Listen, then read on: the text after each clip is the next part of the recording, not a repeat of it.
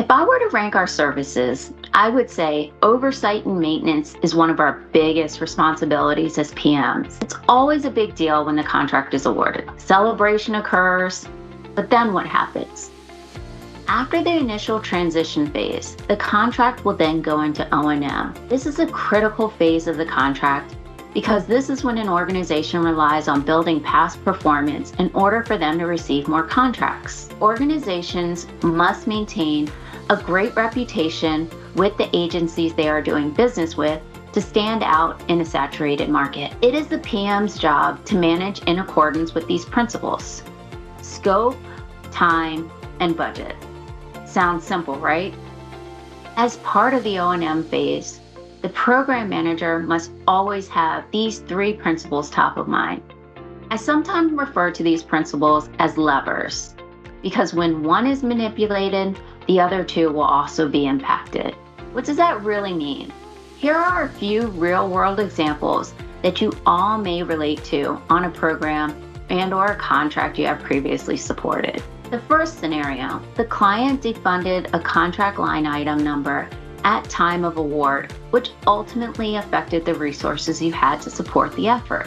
For this exercise, people will be translated to money, i.e. that budget. That's not to say PM should not be compassionate and consider resources as people. Since the budget was reduced, the PM has to think creatively to be successful with the limitation in resources. Should the PM work everyone 10 times harder? Absolutely not. What are the other levers that can be adjusted? In this example, the PM worked with the sponsoring agency to evaluate if anything in scope can be eliminated or delayed. This is that time lever. The client stated the final deadline was set and we had to deliver by that time. So what did the PM do in this example? They broke down the work in smaller iterations in order to utilize the limited resources effectively. Since timeline and budget was defined, the only other lever that could be adjusted was scope.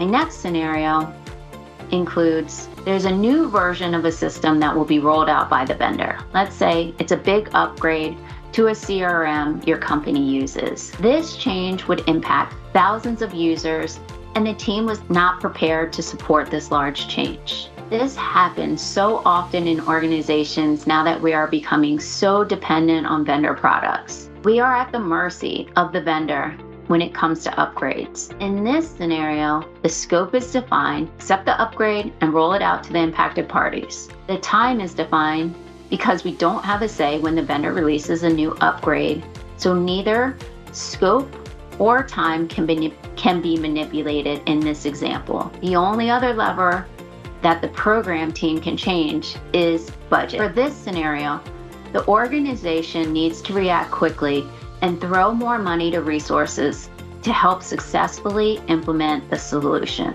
During the O&M phase, the PM is constantly evaluating and refining these three principles until the close of a contract or a project.